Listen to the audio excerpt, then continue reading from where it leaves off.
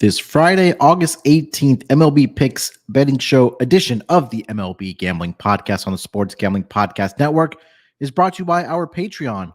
Score exclusive perks, content, and contests, including our NFL win totals contest with a $1,000 prize. Join today at sportsgamblingpodcast.com/Patreon.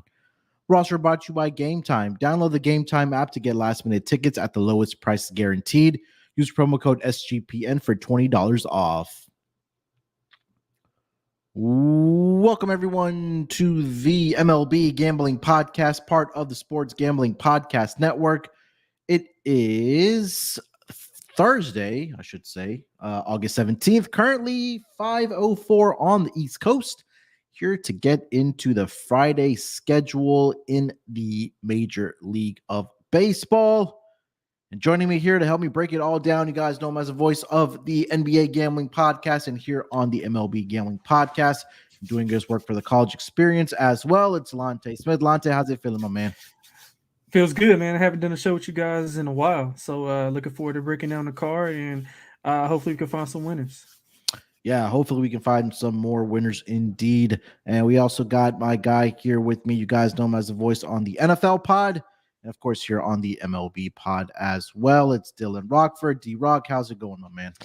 It'd be doing better if the Red Sox got it together a little bit. But other than that, Mariners, they came back. They won another choke job from the Royals. But other than that, yeah, good to be with you boys. And I can't wait to break down the card. Got a big slate tomorrow. Yeah, a brand new series is kicking off on Friday, as we usually do, to head into the weekend.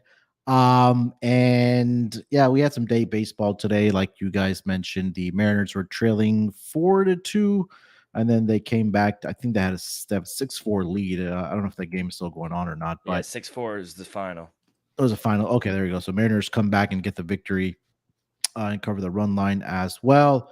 I had the Mariners' first 5-team total over, and of course they score 4 more runs after the 5th inning, but that's how it always usually goes when you bet on these first 5 inning bets. But gentlemen, let's just kick it off here. We got a full schedule of games to get through. We currently do have 4 games that are off the board right now. And when we get to those games, I will mention them, and they're all mostly without pitchers for at least one of the teams. So we'll start it off with the first afternoon game tomorrow, and the aforementioned Kansas City Royals. They are in Chicago to take on the Chicago Cubbies. Cole Ragans gets to start here, left-handed pitcher for the Royals, and Jameson Taillon gets to start here for the Chicago Cubs. Currently, I am seeing the Royals are a plus 163 road underdog, minus 178 on the money line for the Cubbies here. I'll kick it off here with this first game. We'll start here with Cole Ragans. He's been pitching pretty well for the Royals, but the Royals have lost 4 of his last 5 starts, and all 4 of those losses have been by at least 2 runs. Has struggled on the road this season, where he is 0-2 with a 4.74 ERA. He's allowed 10 earned runs in 19 innings pitched on the road. Royals are 1-3 in Cole Ragans' 4 starts this season, and they are 4-0 to the under in those games. Royals are also 4-11 straight up in game 1s of a series this season on the road in specific. The bullpen, we saw it this afternoon, coughed up another lead. They've been one of the worst over the last 2 weeks, where they rank bottom in most standard and advanced stats as a bullpen unit. Going to the Cubbies side here, we got Jameson Taillon. Not having the greatest season for the Cubs, 7-7 with a 5.71 ERA over his last 5 games, I should say. 4-1. The Cubs are getting the victories in his starts over his last 5 at least. Still has a 4.73 ERA. And at Wrigley Field, he has struggled, where he has a 3-4 record with a 6.17 ERA. Cubs have won 4 of his last 5 starts, averaging 5 runs per game in those 4 victories. And 3 out of those 4 wins have been by at least 2 runs here. Taillon did get roughed up in his last start, which was against the Blue Jays. He did allow 8 earned runs in 3 innings pitched. He's also allowed 1 home run in 3 straight starts. The over in Taillon's 11 home starts this season, 7-2-2 to the over. And in the first 5 innings in those 11 home starts, 9-1-1 to the over. And if you're a Yerfie or Nerfie better, the Yerfie, I should say, is 9-2 in Jameson Taillon's 11 home starts this season. I think we'll definitely see some runs in this game. I did see the wind is not going to be too much of a factor. It's about 6 to 7 miles blowing in. Again, that's not a big deal when you're in Wrigley Field, but I think the bats have woken up for the Royals. They put up 4 runs today against the Mariners, or like I mentioned, their bullpen coughed up the game. So I think the Cubs can get some runs here as well. Depending on what this number does come out at, if it's a 9, I do like the over. I'm not sure I can trust Cole Reagan, especially on the road here. Cubs do rank number 4 in the entire league in runs per game at home. And I'm seeing, like I mentioned, the wind is blowing in. So I'll take the over in this game when that number does come out, and a slight lean to the Cubs run line in this game here as well here, Lonte. Yeah, I'm with you on the over. I think we just talked about it off the before we went on. I mean, Kansas City and Seattle played in a wild series. But Kansas City, I like how they've been playing. I mean, it just can't finish the job for whatever reason. But I just can't take them here. Not with Reagan's on the mound. I mean, they've lost 7 of 10 despite playing hard. Cubs won 6 of 10. They're trying to move up in that wild card race. So I think it's going to be a big day for him. Taillon, yeah, he got rocked versus Toronto, but he's been going well. Hadn't allowed over 3 earned runs in 6 straight. It won't be easy for him to going against the Kansas City lineup, like you mentioned, that have been hitting the ball pretty well. But I think both teams will be able to score runs. So I like the over with you. D-Rock, what do you got? Yeah, I agree. Depending on what the number is, I could see it. I do see the wind blowing in, but yeah, it's only 5 miles an hour, so it shouldn't be tough. Cole Ragans kind of came down to earth his last start against the Cardinals. Gave up 4 runs in 5 innings. And Jameson Taillon, yeah, he got rocked last start on the road against the Blue Jays, 8 runs in 3 innings. But his last 3 home starts, he's actually been really good against the Rays, the Cardinals, and the Washington Nationals. So I do think the Cubs are the right side. Just it depends. Like you said, they're a minus 160, 170? I see a 178. Yeah, I really don't want to lay that. If we are able to get a plus price on the run line, I probably would hold my breath and take that. But depending, if we could get an 8, 8.5, I'd love the over, because I do think both pitchers are susceptible to give up some runs. So I like the over a little better. And if we could get a plus price on the run line with the Cubs, I do like that. Team right on the over. All right. Before we get over to the next game, guys, let me tell everyone about the GameTime app. Look, college football season and the NFL season are right around the corner.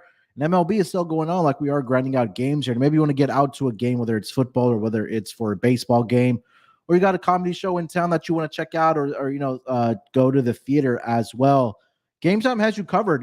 They have all your tickets, especially even at last minute.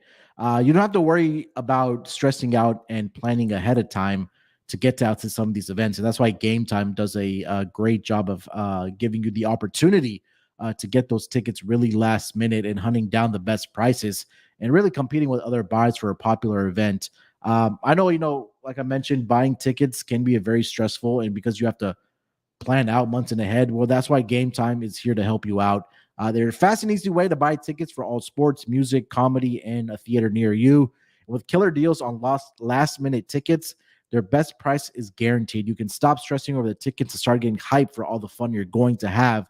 And like I mentioned, on their app, it's super easy to use. Flash deals and last-minute tickets are easy to find and buy tickets for every kind of event in your area. They have the lowest price guarantee, event cancellation protection. Get exclusive flash deals on tickets for football, basketball, baseball, concerts, comedy, theater, and more.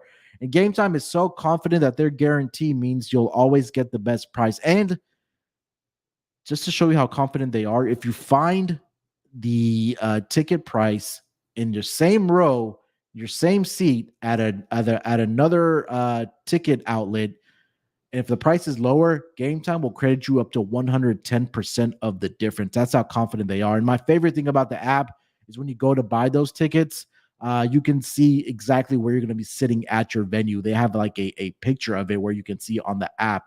It's so easy to use. Buy tickets in a matter of seconds. It takes 2 taps and you're all set to go. The tickets directly come to your phone, so you don't have to worry about haggling through the email or waiting for them to come in the mail.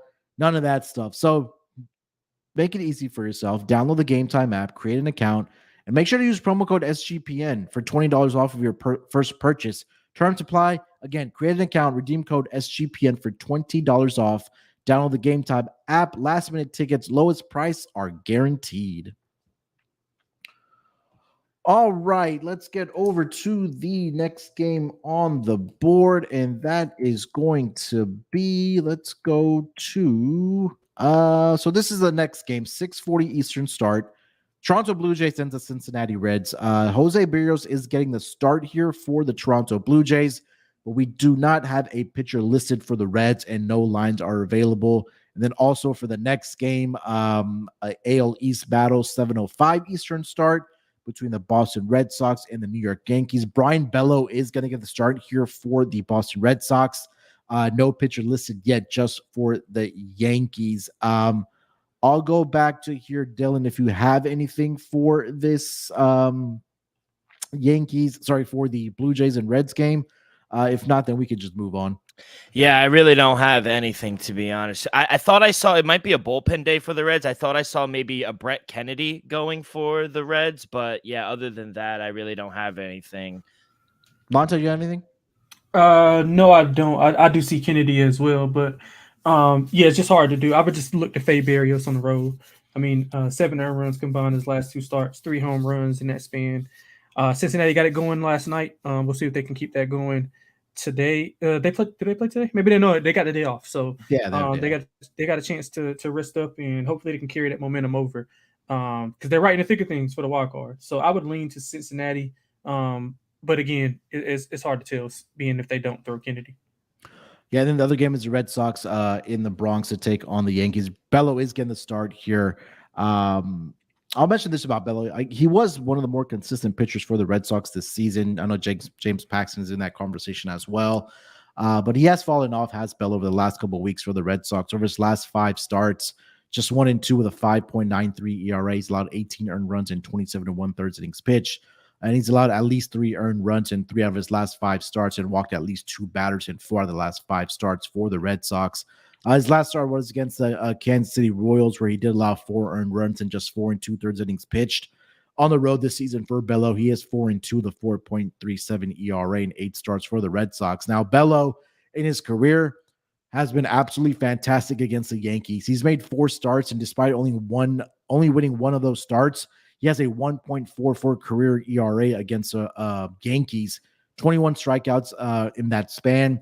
And he has faced the Yankees twice this season already, where he is 1-0 with a 1.93 ERA. The Red Sox won both of those games by the scores of 3-2 and 4-1. Also, the under in those 4 career games for Bello against the Yankees, 4-0 to the under in those starts against the Yankees. And I know we've talked a lot about how the Yankees offense has been struggling. I think there's 2 games against the Braves where they got shut out. I know they're doing well against left-handed pitching, but I think this might be a good bounce back spot here for the Boston Red Sox and Brian Bello.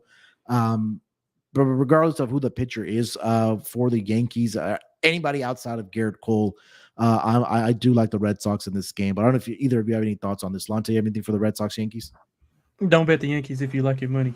That's all I got to say. D-Rock. Yeah, I'm not in the business of backing the Yankees either right now. So there we go.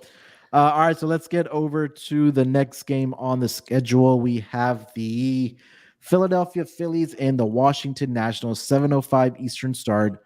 Michael Lorenzen is getting the start here for the Phillies, and I'm seeing Johan Adon is getting the start here for the Washington Nationals. Another game that does not have lines up yet. Let me see if I can refresh the page and see if I do have anything. But D-Rock, did you have anything for this game?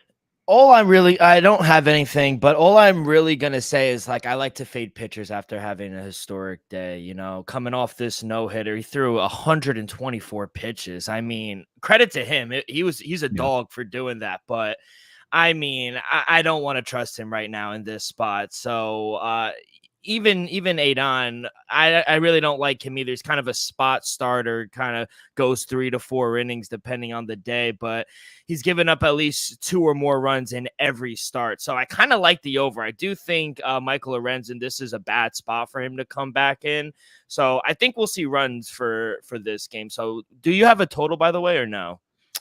I don't see any Yeah. lines. I just refreshed the page. Nothing is up yet. I'm looking at the weather. We also have winds blowing out as well. So earned runs for Lorenzen, whatever you want to slice this game. But yeah, I kind of want to fade Michael Lorenzen. If we're going to get a plus 150 or higher, I'd probably be on the Nationals, to be honest. All right. Lonte, anything? Yeah, I'm with you. I usually like to fade pitchers off of good outings, period. Especially like with Mal was talking up Libertor in our chat, and you saw what happened with him last night with Oakland. He got chilled. So, man, that was an emotional moment for Lorenzen. I don't know if you guys watched it. He had his family on the field. He's talking about his dad who had passed. So, yeah, it's an emotional high that he got to start push back. So, I mean, maybe that might help. You know, he had a few extra days rest, but I mean, I'm a big fan of Lorenzen. I thought he was a great pickup for Philly, and I mean, I would love the over here. I think Washington is like top 5 in ROI over the past 2 months, so they've been playing really well. The bats are really strong. Adon was dealing with leg cramps, is what I read, so I'm not sure what to expect from him. Either way, I think both teams can score some runs here. And before we move on, let me ask, do you guys? So if Philly was playing in a playoff game, you give Lorenzen the ball in game 1, or you give Nola, Wheeler? Who you giving it I think it's probably Wheeler for me. Wheeler. I'm giving it to Lorenzen, man. I think Lorenzen, even before he had got here, he had been like nails. Like everything that I've read from Philly reporters and stuff on Twitter, they want to put him in the bullpen for the playoffs. I think that's one of the main reasons they got him. Yeah. Oh wow. So I don't trust Nola. I don't trust Nola. I think their arms are the taxed after like what happened last season. I mean, not what happened last season, but them getting all the way to the World Series last year. You kind of tend to see that effect with teams making that type of a deep run. I mean, Astros have dealt with it this year as well. A lot of their pitchers being injured. That's why I have to trade back and get Verlander back. So I like Wheeler, but I mean, you can't throw you can't throw Nola. I don't think you can in the big spot. No, I would start Wheeler. Yeah. Okay, just a thought. All right, next game on the board, it is going to be a 7:10 Eastern start. We have the Detroit Tigers. They are in Cleveland to take on the Guardians. Matt Manning gets to start here for the Detroit Tigers, and Gavin Williams gets to start here for the Cleveland Guardians. Looking at the lines for this game, I am currently seeing the Tigers are a plus 147 road underdog. Guardians minus 160 on the money line. Total set at 8. Run line minus 1.5 plus 130 for the Guardians and plus 1.5 minus 150 for the Detroit Tigers here. Lonte, you got this game? Yeah, that's me. So I like Cleveland and the under. I mean, both teams. I think some of these bad teams have been like pretty feisty. If you look at some of the lower tier teams like KC, even Oakland at times has been feisty. I mean, they won last night. I thought Detroit, while they're not as bad as the other two, they're a notch above, but they've been playing well. In this series, they've won 3 of the last 5. Pretty much alternated wins, all low scoring affairs. 4 to 5 games went under. That's another reason why I'm leaning towards the under here. In 3 of the 5 games that they played this year, or 3 of the last 5 games that they played this year, one team has failed to score. So somebody's getting shut out, I think. Now, who you'll have to decide, hopefully, is Cleveland. I mean, I like Gavin Williams a little bit more than others. I mean, he's had good numbers, but he can't get any run support. If you look at his numbers whenever he's pitching, it's like 1 run, no runs, 1 run, and then Cleveland will score like after the opposing team ties it up. So he's got some bad luck from the run support of the bat. So I'm gonna go with Cleveland in the under here. He's had 2 earned runs or fewer in 6 straight games. Gavin Williams, that is, not allowing a ton of contact. He's also had 22 Ks in his last 2 starts. So might want to look at a K prop for him. I saw you tweeting about Torkelson, 6 home runs in his last 7 games, Munaf. So I think it's a good spot for Cleveland to get back on track. The under is also one of my stronger plays. 67% is Cleveland to the under at home. They're under in 7 of the last 10. Detroit's under in 6 of the last 10. I like Gavin Williams. Manning he's fine. I don't think he's not good or bad, but I think he'll suffice here. I think we see a low-scoring game, 4-3, 3-2 type of game here. Yeah, Manning has struggled over his last 5 starts. The Tigers have lost 4 of his last 5 starts, and all 4 of those losses have been by at least 2 runs. His last start, he had a great outing against the Red Sox, where the Tigers did get the 6-2 victory, 5 1/3 innings pitched, 2 hits, didn't allow any earned runs in that game to the Red Sox. And like you mentioned, Gavin Williams has been really solid for this Guardians team. And it just comes down to the fact is, do you trust him enough to score enough runs to, number one, win a game or even cover a run line? Because the last 3 starts by Gavin Williams have been last 5 starts have been really outstanding. In the last 3 starts, he's pitched well, but he hasn't gotten the run support. A total of 6 runs scored in those 3 games. 5 of those 6 came in one game, which was his last start against the Tampa Bay Rays, and they ended up losing the game. And like you mentioned, I think back-to-back starts where he's had 10 plus strikeouts, so that might be something to look at in this game against the Tigers. So I'll lean here with the Guardians here as well on the run line here. D-Rock, what do you got? Yeah, we'll do it. A team ride on the Guardians. I got him at a -148. It's gone up a little bit as well. Totals come down to 7.5 as well. So don't know about that, but I do think the Guardians have the clear pitching advantage with Gavin Williams. He's only allowed more than 3 runs 2 times out of his 10 starts this season. So walks can be sometimes an issue for him, but the Tigers, they really don't walk a lot. They rank 24th in the league in walks. So don't really like backing the Tigers on the road. I do think Gavin Williams will do a good job limiting the run. So his hard hit rate at home, 29%, which is fantastic, to be honest. So I do think this is a good stop for him. Lean under. I don't think we'll see a lot of runs, but I do like the Guardians here. 7:20 Eastern Start, the San Francisco Giants, they are in Hotlanta to take on the Braves. Alex Cobb getting the start here for the San Francisco Giants, and Spencer Strider getting the start here for the Atlanta Braves. Looking at the lines for this game, currently seeing the Braves are a -210 home favorite, +190 on the money line for the San Francisco Giants. Total set at 8.5. Run line -1.5, -105 for the Atlanta Braves, and +1.5, -115 for the San Francisco Giants here, D-Rock. Yeah, another total, 8.5. I mean, I'll take a stab at the under there. 2 good pitchers on the mound with Strider and Alex Cobb. I know Alex Cobb has struggled on the road and basically the whole month of August, but the Braves defense and pitching has really held their opponents in check the last week. So they've gotten under this total in 3 of their last 5 games, and the Giants have only scored more than 3 runs one time this past week. So now going up against their ace and Spencer Strider, I just don't think this is a good spot for them. You got winds blowing in as well. So I actually think we'll see a lower scoring game. So I do worry the blow up of Alex Cobb on the road, but I don't think it will be that bad. So I'm going to lean under 8.5. I don't want to lay the big number with the Braves. Yeah, Cobb of his last 3 starts has allowed a total of 20 hits in about 15 and 2/3 innings pitched. 6 of those have been home runs. So home runs have been a problem for Alex Cobb, at least over his last 3 starts. Last 5 starts overall, 0-2 with a 6.58 ERA, 19 earned runs allowed, and 26 innings pitched. I just think this is a smash spot here for the Braves. Again, when we talk about offenses, Atlanta's the best in the league. The over is 10-2 in Spencer Strider's 12 home starts this season. And they're averaging about 6.67 runs in Strider starts this season at home. I also think, again, there's a value here on the run line, -1.5. Like I mentioned, the bullpen has been doing well for this Braves team, and they're just doing enough to cover these run lines as well. So I kept this one simple, -1.5, -105 on the Braves here for me, Lonte. Yeah, I'm with you. I also agree with D-Rock. Atlanta's offense, to their standards, the last 2 games, they haven't been, as good as we're accustomed to.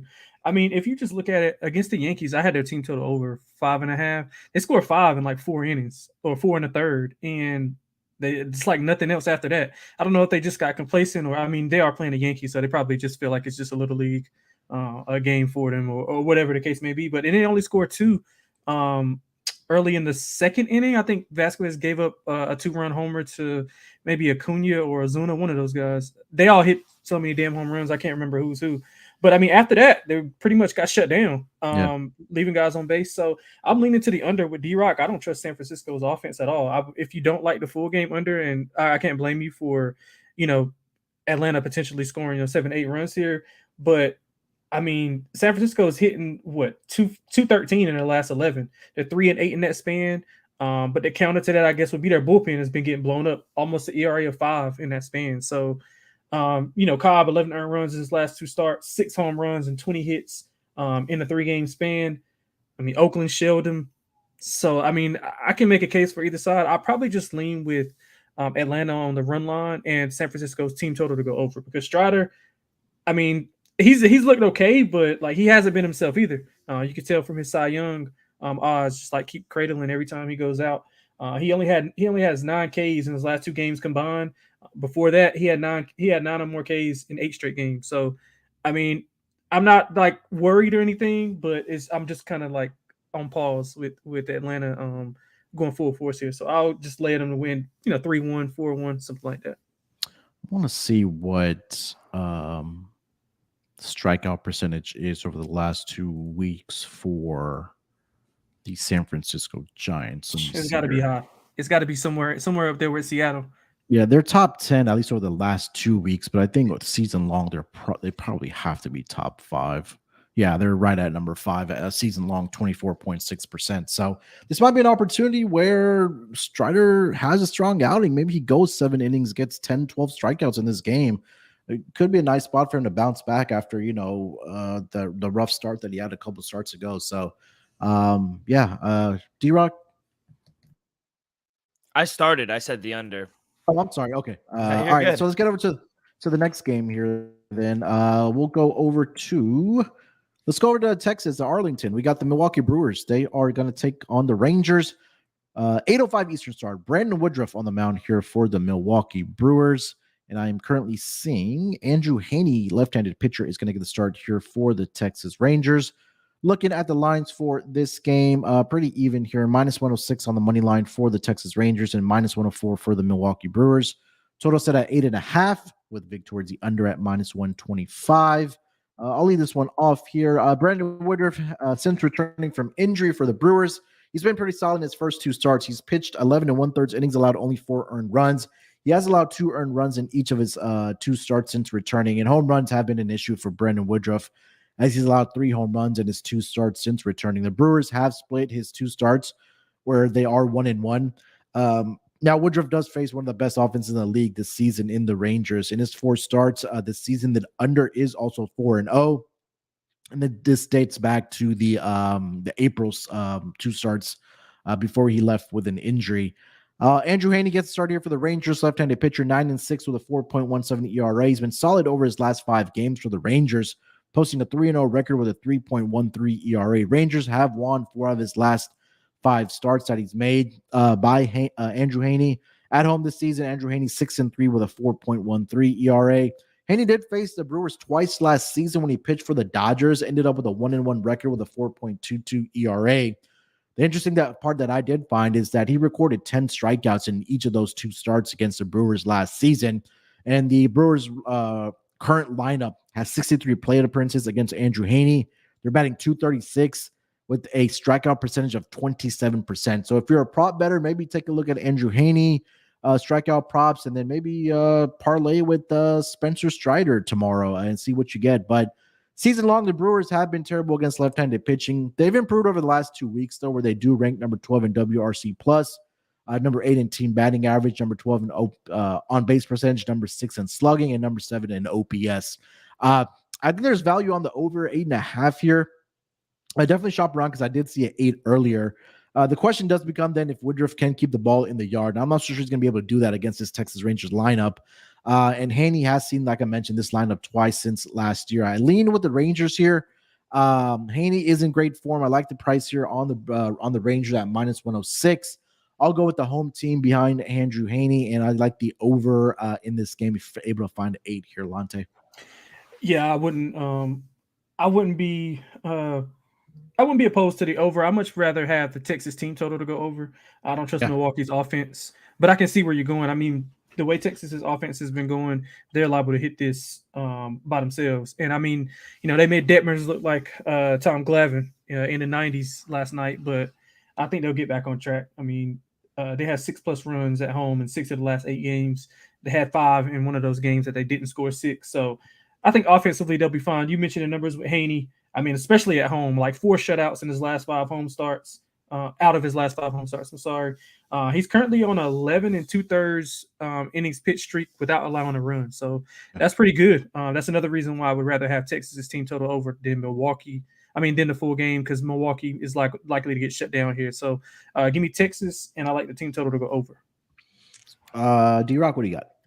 Yeah, this was a tough game to handicap, but It was, yeah. I was able to get the opening line Brewers plus 114, and I took them on the money line. I actually made the Brewers the minus 110 favorite. So I've actually liked what I've seen from Woodruff in his return. You know, Brewers are 1-1 in those two starts, but his hard hit rate in both of those games were extremely low. They're in the low 20s. And I know it's tough to fade the Rangers, especially at home with that lineup, especially with the amount of runs they've been scoring. But I do think Woodruff will be able to limit those bats just enough. So I like the Brewers full game. I like the Brewers first 5 plus a half. I do like the over. I made my total 8.9. I'm seeing 8s out there. So yeah. I do like the over. I think that might be a stronger play. I'm just going to take a flyer on Woodruff and the Brewers here. I know it's not a popular play, fading the Rangers, but it's a pick 'em for a reason. And I do think if you are able to still get plus money with the Brewers, I think it's worth a flyer. I do see an 8 over at DraftKings right now. So if you do have access to DraftKings, definitely get on the over 8 there. All right, guys, before we continue the conversation here, let me tell everyone about the Sports Gambling Podcast Patreon page. Sign up for the Patreon to get access to exclusive contests, including the NFL Win Totals contest with a $1,000 first place prize. Besides season-long contests, they also have weekly contests just for patrons, plus a monthly SGP Stories podcast, completely ad-free and full of behind-the-scenes stories from SGPN. There's even a Discord channel just for patrons. Only you can prevent corporate gambling. Do your part and sign up today. All you got to do is go to sportsgamblingpodcast.com/Patreon. Again, that's sportsgamblingpodcast.com/Patreon. All right, boys, let's keep it rolling here.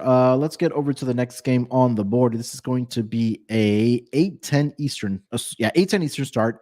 The Pittsburgh Pirates, they are headed to the Twin City to take on the Minnesota Twins.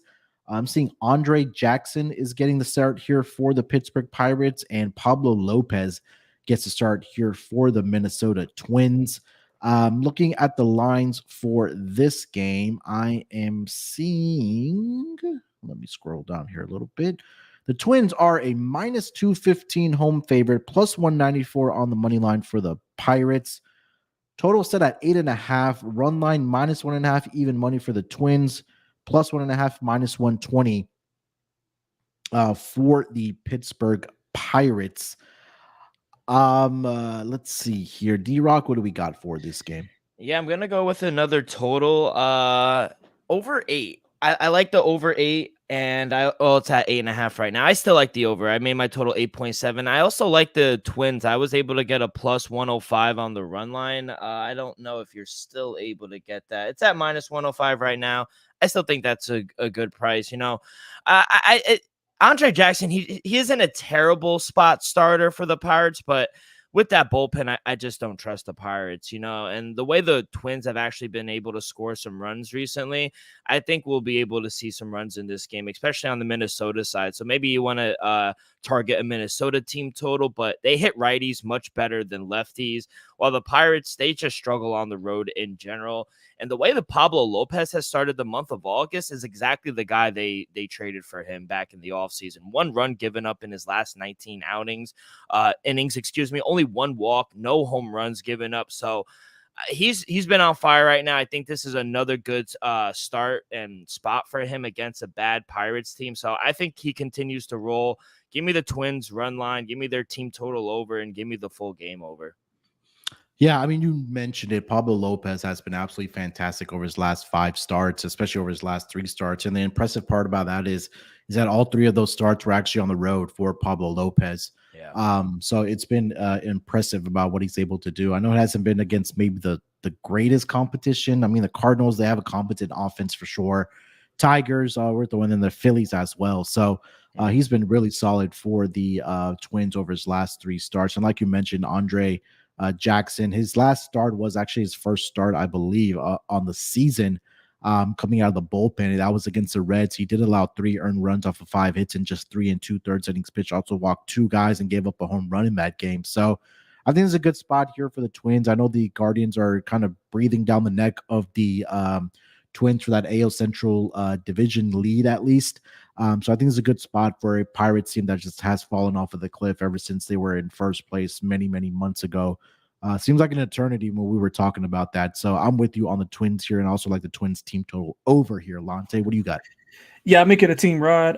If it was anybody other than, kind of like a bullpen game here, I'd probably be on Pittsburgh. They're another one of those teams who the results haven't shown it, but they've been, pretty feisty in the past few weeks. But just being a bullpen game of sort, I can't trust them. And you guys mentioned it with Pablo Lopez and how good he's been pitching. I don't want to go against him right now. So I'll take the total to go over. I mean, Pittsburgh's bats have been going. They left a few on in each of those games against the Mets. I thought they could have, padded the stats a little bit more, but I think they'll be able to get some runs. Maybe not fully off of Pablo, but once they get to the bullpen, I think they'll be able to ratchet it up a little bit with the bat. So I like the over with you guys. Lean to the run line, but I wouldn't bet that. I'd much rather have the total over. Another 8:10 Eastern start. We have the Seattle Mariners. They are headed down to the H to take on the Astros. Bryce Miller gets the start here for the Seattle Mariners, and JP France is getting the start here for the Houston Astros. Looking at the lines for this game, I'm currently seeing that the Astros are a -132 home favorite, +121 on the money line for the Seattle Mariners. Total is set at 9. Run line -1.5, +150 for the Houston Astros, and +1.5, -170 for the Seattle Mariners here. Lonte. Yeah, man, I wanted a bigger price for Seattle, but I guess, the books have caught on a little bit. Seattle's playing really good. They actually did really well in the series back in July, I want to say. They outscored Houston 20-6 in the series. They've won 7 of the last 10. They play well in a row, 31-27. In that series, they won 4 or 5. They won 4 of the last 5 in the series, 3 of 4 in the July series that I just mentioned. I think both teams offensively are going to hit the ball well. I know both pitchers have been okay. France has only allowed over 2 earned runs once in his last 10 starts. So he's probably been Houston's best pitcher outside of Verlander, of course. But even Verlander was giving it up against who was they just played? They Marlins. got the Marlins. Yeah, he was going well, and then he had a bad inning, and then I just kind of avalanched. But Miller's also 1 earned run or fewer in 4 of his last 5 starts. So while the pitchers have been pitching well, I think these offenses are going to be too dominant here. I like Seattle. I think they'll be able to get 2 or 3 runs off of France early, and then maybe we'll be able to see 4 or 5 more runs added on at the end on the bullpen. So I like the over, and I like Seattle here. D-Rock, what do you got? Yeah, Lonte's a smart man. I didn't think he was going to go with the Mariners, but yeah, give me the dog as well. I like the Mariners in this spot. I got a +132. It's down to +128. I still like it. I only made the Astros a -130 favorite. I just trust Bryce Miller way more than I do JP France personally. He's already faced the Astros. He went 6 scoreless innings. He only gave up 2 hits. While France and the Astros lost the last time he faced the Mariners. Both teams, like Lonte said, red hot 7-3 in their last 10. But the Mariners have had the Astros number this season. They've won the last 4 of the 5 meetings between the Astros, and the only loss that they had came by 1 run. So should be a great series this weekend. Should be close. But give me the Mariners. They showed some heart. They showed some grit today coming back. I know it was against the Royals, but they're going to need that if they fall behind against the Astros. But, yeah, give me the Mariners +138 or 132. Both of you guys are fired. Astros, I am taking the Astros here. JP France, like, Lonte mentioned, he's been absolute just a gem over his last 5 starts for the Astros. 5-0 with a 1.44 ERA. He's only allowed 5 earned runs in 31 1/3 innings pitched. Did have a start against the Mariners earlier this season. 5 shutout innings. He allowed 3 hits in that span. The walks are a little bit of a concern with JP France. But he's also been good at the juice box, 4-1 with a 3.58 ERA for the Astros. And Bryce Miller, he's allowed... He had 2 bad starts. I'll put it that way. That was against the Twins and the Red Sox. But outside of that, he's been pretty solid for the Mariners. And like you mentioned, D-Rock, that he had a really good outing against the against the Astros. in a game earlier, 6 shutout innings, 2 hits, which kind of just leads me to the under in this game, man. At least the first 5 innings. Under if you're able to find a 4.5, I think that we'll be able to see maybe this turned into a pitcher's duel here. I'll lean with the Astros in this game, but my more favorite play is going to be the under, which is currently at 9. So I think there's definitely some value there. You could get that right now on Bet Online under 9 in this game. I just think these two pitchers are in great form right now. Munaf, you got to address the chat. Josh is talking crazy. He said, Munaf, do you realize the Astros only win when cheating? I mean, look at last season. They won without cheating. I can't. I'm not. You know what? I'm not going to address that. I'm getting tired of the jokes. Yeah, we'll just leave it there. We'll save that for another day. Let's get over to the next game. This game does not have a pitcher. That's going to be the Mets. Is it? Yeah, the Mets and the Cardinals.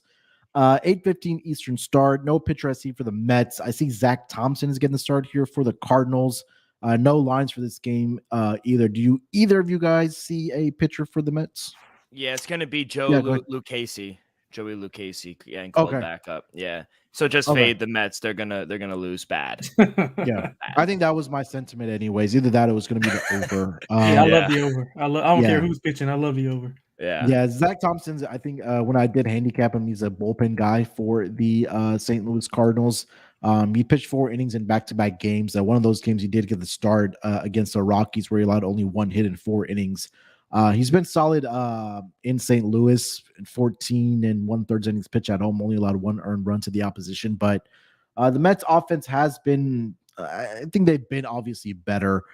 Cardinals, we know they have the hitters in the lineup. And again, I don't think we can trust either one of these pitching staff, especially the bullpen for the Mets, has not been very good either. So I think we will end up seeing runs in this game for sure. Anything else you guys need to add? Lonte, anything to add here? No, that's pretty much hit it on D-Rock? No, just Joey Lucchesi's god awful, so don't back him. All right, let's get over to the next game on the board. 5 games left here. We got the Chicago White Sox. They are headed to the Mile High City to take on the Colorado Rockies. 8:40 Eastern start. Michael Kopech gets a start here for the White Sox, and I'm seeing Peter Lambert is getting the start here for the Colorado Rockies.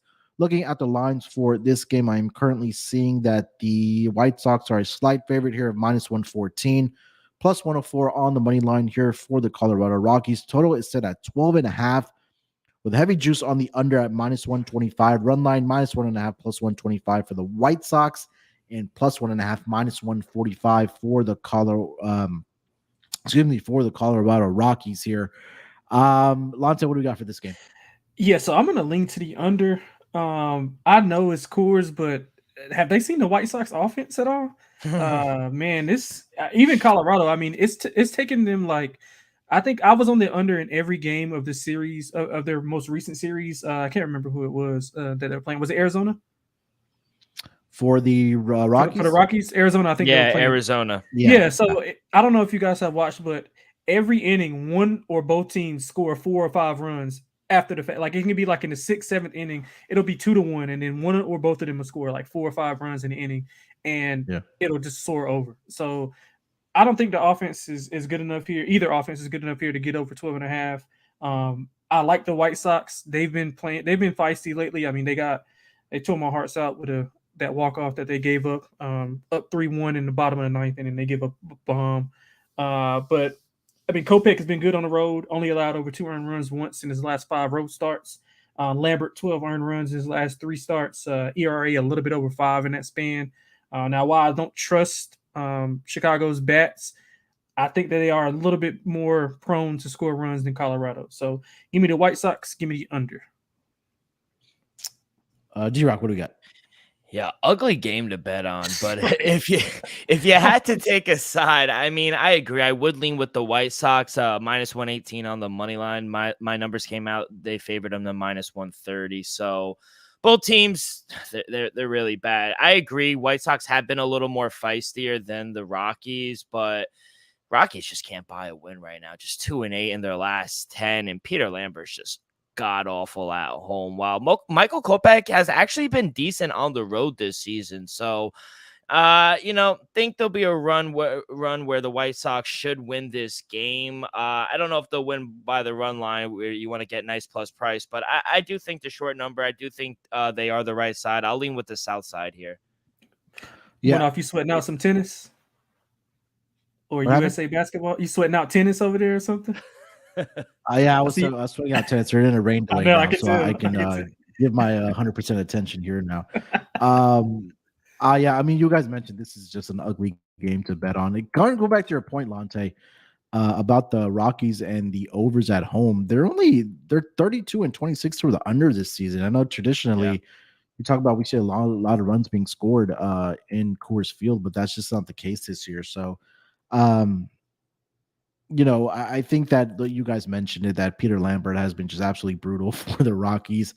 I'll lean with the White Sox here. I'll be honest, I did not even handicap this game just because it's the two teams I saw playing against each other. But again, from what you guys said, I would lean here with the White Sox, if anything. But again, not going to be betting this game at all. Next game on the board, 9:38 Eastern start, the Tampa Bay Rays. They are staying on the West Coast. They're going to head to Anaheim to take on the Angels. I'm seeing Ersmo Ramirez is going to get the start here for the Tampa Bay Rays, and Tyler Anderson gets a start here for the Los Angeles Angels. Lines for this game, I'm currently seeing -107 on the money line for the Tampa Bay Rays, -103 for the LA Angels. So almost a pick 'em, 2 cents of difference here.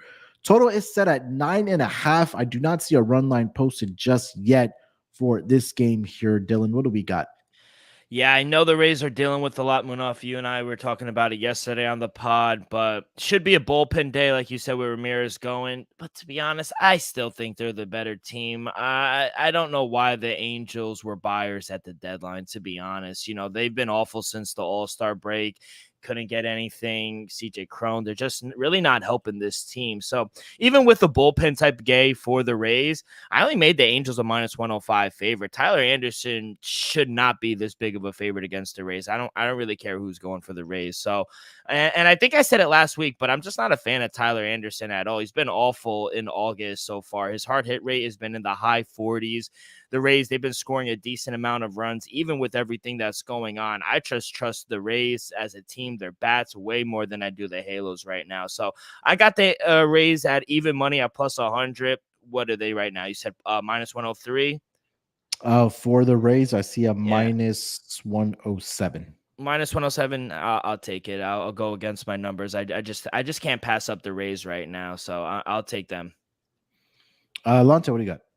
Yeah, I like Tampa as well. I mean, despite everything that's going on, they probably feel like they're in an SVU episode, but they've been good, 7-3 in their last 10 road games. They're outscoring opponents 56-32 in that span.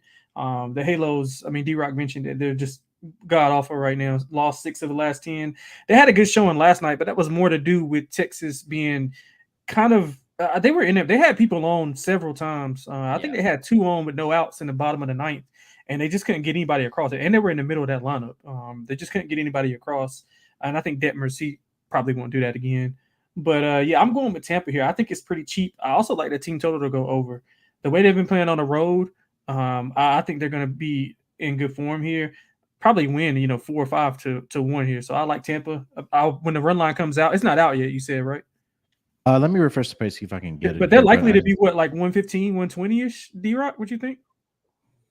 I would imagine right now I'm seeing them. So I see them out. I don't want to say in the book, but like one of this book.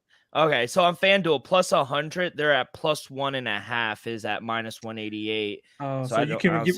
So I'll probably try to get the reverse run line since they're not favorite and try to lay the 1.5 and probably get a bigger plus price. So I'll take that. I'll find it while we go to another game. I might hear that from me later on.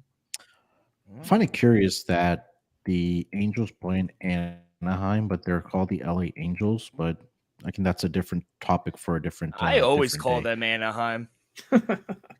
Yeah, there's stadiums in Anaheim as well. Yeah. So they call it Anaheim Stadium, I believe, if I'm not, or whatever. But yeah, that kind of confuses me every time because I always want to tend to call them like they play in LA, and I know it's like a city right outside of LA. I think it's like an hour Yeah. away from hour and 10 minutes away from Dodger Stadium. But yeah, I don't understand what those California people are doing over there. But Crazy.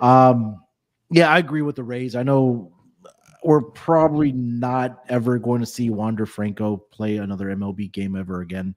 From everything that I have read, I think we'll have a conversation about that on a different day. But I think the Rays are just a more talented team. I can't get behind the Angels right now. I know since the trade deadline that they've just been god awful. I think that we'll probably see runs in this game. I know Angels offense is capable. They made some acquisitions at the trade deadline to kind of bolster that lineup, but it's just been pretty much Shohei Ohtani trying to carry this offense all season long, and he hasn't gotten much help. I mean, not having Taylor Ward and obviously Mike Trout, who just can't stay healthy anymore, it's a huge red flag. So I'm gonna go with the Rays here again. They're still in that fight for that AL East behind the Orioles. So I'll go with the Rays here. Not going to be again watching this game, but if you had a gun to my head, I would go with the Rays in this game as well. Munaf, whatever happened to Anthony Rendon? They just signed him for like all that money. And, yeah, so they signed him after he won a World Series with the Nationals. Yeah, and he signed that big old contract. I think he's been healthy for maybe one season, if that. Yeah. But I think that this lineup, when healthy, and again, we talked about this a lot. We talk about it on the NFL pods that we're doing right now. That health is always a concern, but if you had this lineup for the Angels all healthy at the same time, man, they would do damage. I mean, when we talk about Ohtani, Trout, Rendon, Taylor Ward, you added CJ Cron to this lineup. They have some young guys as well in this lineup. Yeah, I like a couple of the young guys. Yeah, so I don't know, man. I just feel like that the potential is definitely there, but we've been talking about this over the past several seasons for this Angels team is that they never address the pitching. Like that's always been their downfall, whether it's been starting pitching or whether it's been the bullpen. It's never been on the same page with the Angels team. So, and again, I think we talked about this last year, the year before that. I'm not sure if Mike Scioscia deserved to, get axed by this team. I thought he was a good manager, but again, if your front office not doing enough to get you pitching, you're not going to win very many games. And again, when we talk about, I think we agree that when we talk about teams that win World Series, you're looking at pitching. And I think that's why the Astros have been successful. And that's why we saw the Dodgers win that World Series and, some of the better teams in during the season, like the Rays, who always have great pitching before, the injuries happen to them. And then we talked about this yesterday with Shane McClanahan, another pitcher that's going to be down for them and it's going to miss the entire season next year. So they'll find somebody else in that system. They always do. They always do. And if the Angels, again, if they don't address their pitching, they're not going to get anywhere. I think this probably the last season we're going to see Ohtani in an Angels uniform. You can probably bank on that for sure. Munaf, I made a mental note already for next season. Real quick, I made a mental note and I put it in our notes for you and Malcolm when we're doing our previews. You can't bet on the Angels to win the division anymore. We've been burned too many times. I take the under on every single year. Oh, no, it wasn't you. It was Minty. It was Minty and Mal. Yeah, Minty was that. Yeah, we had a charity bet last season. She took the over on their win total. And then I took the under, and then obviously ended up winning last year. And she kept up to her word. She donated to a charity bet that we had. And then I said, "Do you want to run it back this year as well?" And she's like, "No, I don't know." It got up to a great start last year for her, but then again, it's the same story with what happened this year. That I say it looked good this year too. It looked good. And then again, after All-Star break, when we approach the summer months, it just kind of goes downhill for the Angels. They're the Los Angeles Chargers of the MLB, basically. Yeah, there you go. I don't know, man. It's a California thing, Lonte. I don't know what it is. All right, guys, we got 3 games left here. Let's get over to a 9:40 Eastern start of the Baltimore Orioles and the Oakland A's. Kyle Gibson gets to start here for the Baltimore Orioles, and Luis Medina gets to start here for the Oakland A's. Looking at the lines for this game, I'm currently seeing the Orioles are a -166 road favorite here, +152 on the money line for the Oakland A's. Total set at 8.5 with a big towards the over at -115. Run line -1.5, -105 for the Baltimore Orioles, and +1.5, -115 for the Oakland A's.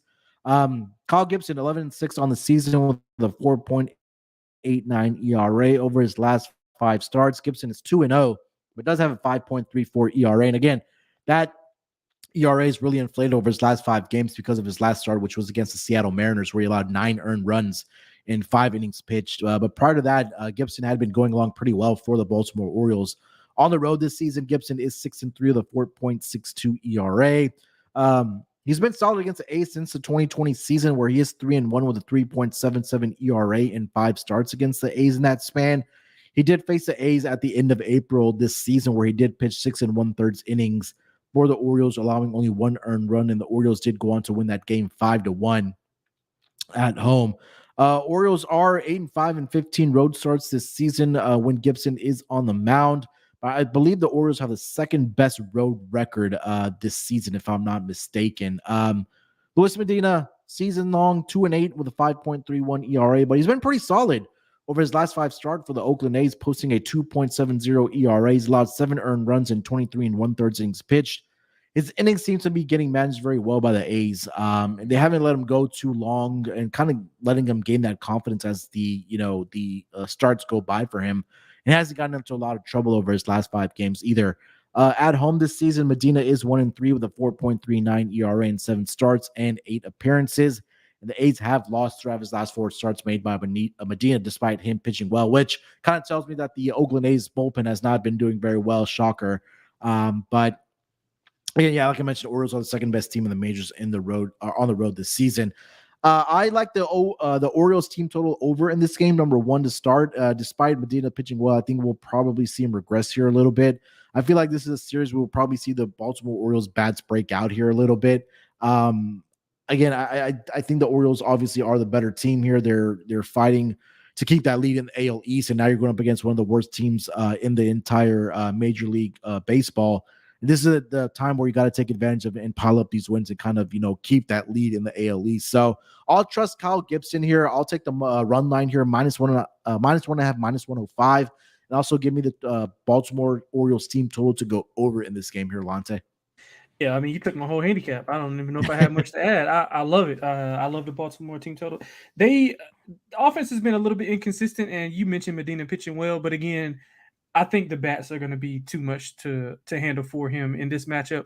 I like the way Adley's been playing. One of my favorite young players. He's good behind the plate, good at the plate. I think he'll have a big series here, but they got to sweep the series if they want to be comfortable coming out of the weekend, because there's not much room for error. I'll say that. So I like Baltimore's team total to go over. Don't want to lay the money line. I'd lay the run line, probably lay up to 2.5 to see if you can get a plus number there. But yeah, the team total over is probably my favorite play on here. D-Rock, what do you got? Yeah, Bet365 -1.5 for the Orioles at even money right now. So I'm about to jump on that before it changes. Team total for the Orioles is at 5 as well. So it's a little high, but I still think they could get it. Even if I agree, Luis Medina has actually been decent for the A's. He just plays for one of the worst organizations. But even when he gets out, I don't trust that bullpen. That's literally the worst bullpen in the major leagues right now. It's an aggressive lineup. I agree, Lonte. Their offense has kind of been up and down, but I do think this is a good spot for them to get back on track. So agree with everything. Team ride on the Orioles on the run line, and I like the team total over as well. All right. Next game on the board, we have another 9:40 Eastern start. The Arizona Diamondbacks, they are in San Diego to take on the Padres. Brandon Pfaadt gets a start here for the Arizona Diamondbacks, and Seth Lugo gets a start here for the San Diego Padres. Looking at the lines for this game, I'm currently seeing the Padres are a -168, a home favorite, +154 on the money line for the Arizona Diamondbacks. Total set at 8.5. Run line -1.5, +122 for the Padres, and +1.5, -142 for the Arizona Diamondbacks here. Lonte, what do we got for this game? Yeah, it's a big series for both of these teams. Somehow, despite them being inconsistent and losing almost every one of their games, they're still in it. They're still in it. Arizona's won 4 or 5. I know it feels good to play Colorado and get back on track. San Diego's won 2 straight, but they've lost 7 of the last 10. So I think both teams are kind of about the same. I probably trust Arizona a little bit more just because, I mean, they play better on the road. They play better on the road than they do at home to me, as of lately. And their numbers obviously at home are better than they on the road. But lately, when they've been away from home, they've been playing pretty well. The offense has picked up 5+ runs in 3 of the last 4 games. Quality of opponent, like I mentioned, had a little bit to do with that and them padding the stats. But you got to take what you can get when you were going as bad as they were. I would be a full bet on Arizona if it was any other pitcher. And Lugo, he struggled versus the Dodgers, but he had been money for the past few months, so I don't want to put my full faith in him. I'll go over here with a slight lean to Arizona. If you do like Arizona, find them laying 1.5. I mean, they're 34-26 on the run line in away games. San Diego's 5 games under 500 as a favorite. So those are 2 things that go well with each other. So if you do like Arizona, I'm kind of on the fence. They do perform well on the road and the run line, so get more bang for your buck there. But I'm going with the over here, slight lean Arizona. Yeah, this was exact matchup in the last game. Both these pitchers actually pitched where the Diamondbacks did get the 5-4 victory. Brandon Pfaadt gave up 3 earned runs within that first inning to the Padres. And in his last 5 games, he is 0-3 with a 4.34 ERA. He did settle in after giving up those 3 earned runs to the San Diego Padres. But I'm not sure if I can really trust him here on the road this season. In 4 starts, 0-2 with a 5.48 ERA. Did have a solid outing against the Giants in his last road start. 7 innings, 1 earned run off of 2 hits. The 1 earned run was a solo home run that he gave up. Did have 7 strikeouts in that game as well. But I'm not sure if I can trust him here. I'll lean with the over in this game. Maybe look at a Padres team total over if you're able to find a 4.5 for them. But I'm not sure if I can trust Brandon Pfaadt here. Seth Lugo has been okay, I guess we can say, for the Padres. On the season, he's 4-6 with a 4.16 ERA. At home, 2-4 with a 5.40 ERA. Did have a pretty good outings this season against his Diamondbacks team in 2 starts, 11 innings pitched. He's only allowed 4 earned runs, but he's been giving up the runs at least over his last 5 games, and the Padres have lost 4 straight starts when he is on the mound. His one back starting was against the Dodgers, where he allowed 8 earned runs and just 3 1/3 innings pitched. But other than that, there's been 2 earned runs and 1 start where he had 3 earned runs. But I'll put my faith in the Padres here. D-Rock, what do we got? Yeah, we've been lockstep in all these games, but on this one, I'm actually going to go towards the under. I was able to grab a 9, even 8.5, smaller lean. I made my total 8.4. Both of these teams have been under teams this whole season, and I know we usually don't like to back Brandon Pfaadt, but only 1 start for him this season has gone under this total. 3 straight unders on the road for him. While I agree, Seth Lugo's been kind of okay, but he has faced the Snakes twice this season. Both games finished with a push. I think we'll actually see a nice bounce back start from Lugo. I know he had that awful one at home against the Dodgers, gave up 8 runs in 3 innings, but he had a little better of a start on the road against Arizona, only 2 runs given up in 5 innings. So we also have winds blowing in tomorrow night in San Diego. That should help us a little, but I'm actually going to lean towards the under. I couldn't come down on a side. I do agree with Lonte. If I did have to come on a side, I'd take the plus money with the Snakes. All right, last game on the board. That's going to be between the Miami Marlins and the LA Dodgers. 10:10 Eastern start. Sandy Alcantara gets a start here for the Miami Marlins, and Tony Gonsolin on the mound here for the LA Dodgers. Looking at the lines for this game, Marlins are a plus 129 road underdog, minus 140 on the money line for the Dodgers. Total set at 8.5. Choose towards the under at minus 115. Run line minus 1.5 plus 145 for the Dodgers, and plus 1.5 minus 165 for the Miami Marlins. D-Rock closes out strong. Yeah, close it out, and this probably be my lock of the night. I can't believe the total opened up at an 8.5. My total came out to a 9.8, so I got to go over here. Dodgers literally can't lose right now. They're swinging a hot bat. They haven't scored under 4 runs in over a week, while Miami's scoring a bunch of runs as well. So I think the Dodgers are going to have their way with Sandy Alcantara. With the way he pitches on the road, I really don't trust him. I think he'll give up at least 4 or 5 runs, and I think the Dodgers can jump all over the Fish here. I think the Fish can get some runs off Tony Gonsolin as well. And like I said, I think just winds will be blowing out in the whole state of California. So I actually think we'll see a shootout here. So give me the over 8.5. It just seems really low. Lonte, what do you got? Yeah, so I don't really like Gonsolin at all. I think Sandy's been getting back in good form. 2 earned runs or less in 6 of his last 9. He had 7+ Ks in 4 of his last 5. We know he's going to go distance, but again, I mean, this Dodgers team is just rolling right now. What did they won 10 straight? I think 10 straight. Yeah, 10 in a row. Scoring six runs per game in that span. Well, around 6 runs per game. I didn't factor in last night's game. Their team ERA is 2.22.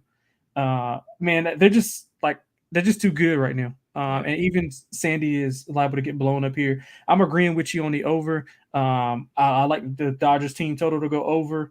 Not San Diego, but Los Angeles 78-20 in August in the last 4 years. So they're doing something right in August, man. And I think they're going to keep rolling. I got a World Series bet on them. I got like a bunch of futures on them. So I'm hoping they can keep it rolling. And I think they'll do so tomorrow against Sandy. Yeah, I mean, like you mentioned, Sandy looks like he's trying to return to form here. 3 out of his last 4 starts, he's had 2, or I should say 3 out of his last 4 starts gone at least 8 innings. 2 out of his last 4 starts, he's gone complete game. And that was something that we were used to seeing last season when Sandy won the Cy Young Award. And I'm curious to see how he does coming off of a game where he has pitched a complete game. Maybe I can dig that up and maybe tweet it out from our MLB Gambling Podcast Twitter account. But he just can't be trusted on the road this season. 3-6 with a 4.56 ERA. His last start on the road was against the Rangers. He allowed 4 earned runs in 6 innings. He did have a good start against the Rays, like I mentioned, but against the Cardinals on the road start again, 6 innings and 4 earned runs that he did give up. Tony Gonsolin this season just hasn't been, the guy that we've been used to seeing over the last several seasons. He does have a winning record of 7-4 with a 4.24 ERA, but again, last 5 games, a 5.67 ERA. 3 out of his last 4 starts, he's given up at least 4 earned runs. At home, 5-2 with a 4.25 ERA, 26 earned runs and 55 innings pitched. So I agree with D-Rock about the over in this game. I think that Sandy will give it up as well.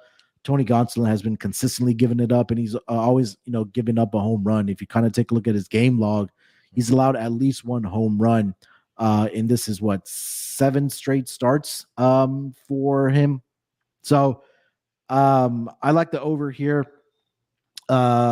If I had a gun to my head, I got to stay with the hot team. 10 wins in a row. Give me the LA Dodgers on the side here as well. All right, that was the last game on the schedule for the Friday games. 1 order of business left here. Let's get over to our lock and dog to close out this episode. D-Rock, lead us off. Yeah, so like I said, my lock's going to be the total over in the Miami and Dodger game, 8.5. Literally, basically everything that the boys and I just said. And for my dog, I gave a couple plus prices out. I'm going to hold my breath and fade the boss's home team. Give me the Seattle Mariners. I just trust Bryce Miller a little more in this spot than I do JP France. And like I said, the thing that came down to me was that Mariners really own the Astros in this series so far. So they've won 4 of the last 5 meetings between the Astros. I think it's going to be a very interesting series over the weekend. So I'm gonna back the hotter team, which is the Mariners right now. So I'm gonna cross my fingers and take the Mariners. Lonte, what do you got? Yeah, so for my lock, let me make sure. Yeah, so I'm going to go with Texas here. Should be anything under 120. I think I could see, I see 115, 117. So anything under 120, even 120 is good, but probably just a half unit. But anything under 120, I'm going a full unit on. I mean, I just think that they're a superior team. Haney's been going good. I think the offense will wake up well to bounce back tonight and tomorrow. After that poor performance offensively, 6+ runs at home in 6 of the last 8 games. So I think they'll be ready for Woodruff. He hasn't played any good offenses. He's played 2 below average offenses since his return, but he has pitched well in those 2 games. But I don't trust him, not against this Texas lineup. So give me Texas at the best number you can find. I think what do you see? 115, 116?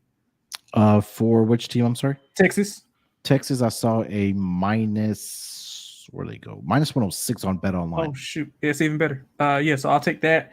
And for the dog, since D-Rock took mine, I'm going to go with, let me see.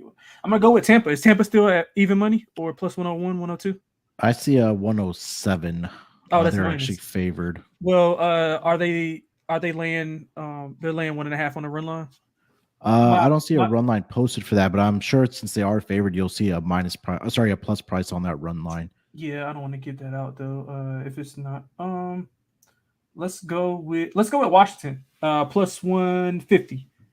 I go with Washington plus 150. Fading Lorenzen off the no hitter. Emotional high. Got to start push back. So Washington bats have been really good. So I'll go with Washington at home. They've been feisty. I don't trust the Dom, but I trust the bats of Washington. So give me Washington plus 150. Hopefully back-to-back dogs. They gave out Oakland last night. There you go. All right. For my lock, I am going to go to the Minnesota Twins run line, minus 1.5 at even money. Pablo Lopez has just been in absolutely great form right now for the Minnesota Twins. And the Pirates come in, like we mentioned, they've just been on a decline ever since the past few months. Twins bats are hot right now. I think that they'll be able to take advantage against this porous, or like D-Rock, let's say the poopy Pirates. So I think we're getting a discounted price on that run line, minus 1.5 at even money for the Minnesota Twins. Honorable mention, I do also like the Braves on the run line, minus 1.5. You can get a minus 102 right now on DraftKings. For my dog, I'm going to go with another run line here. Give me the Cleveland Guardians run line, minus 1.5, plus 120 against the Detroit Tigers. Simply just fading Matt Manning here, who just hasn't been very good on the road this season. I know the Tigers bats have been doing well over this last week, at least to start the week here. But Gavin Williams, we talked about it, has been in great form, back-to-back games with double-digit strikeouts. I think that he'll be able to hold down the bats here of the Detroit Tigers, and I think the Guardians will be able to do enough offensively to get a run line victory here over the Detroit Tigers. So something in the neighborhood of 4-1, 4-2 is what I'm expecting to see here, but I do think that the Guardians do get the run line victory here at a plus price of minus 1.5, plus 120 for the Guardians over the Tigers. All right, boys, that is going to do it for this edition of the MLB Gambling Podcast. D-Rock, anything else you want to mention before we get out of here? No, I just got to bring back the poopy Pirates. I remember when I started it, but they weren't actually poopy Pirates in the beginning of the season. We actually liked them for a little bit, but then everything went downhill. So, yeah, I got to bring that back. A little mental note for me on my way out. Lonte, anything else, my man? Nah, man, I'm good. All right, just make sure you guys get over to the Sports Gambling Podcast Patreon page. Do yourselves a favor. Do us a favor, actually. And join the Patreon. We do all of our work for free, at least as far as our giving out our picks, pods, all the content on the website. We don't have any single type of paywall. So if you can support us, join the Patreon page. It'll really help us grow the network and continue to do what we do here. We'll be back tomorrow with myself and, oh God, I'm with Malcolm tomorrow. So pray for me. Me and Malcolm tomorrow, OG episode. We'll kick the tires. We'll give you our lock, dogs, and totals. And we'll really, talk about some of the playoff races like we do on every Friday. So look out for us then. Make sure to follow the Twitter account for the MLB Gambling Podcast at SGPN MLB or MLB SGPN. And you can also follow us on Instagram at MLB Gambling Podcast. Do us a favor, follow us on Instagram as well. All right, good luck with your bets this weekend. Let's break these books off and let it ride.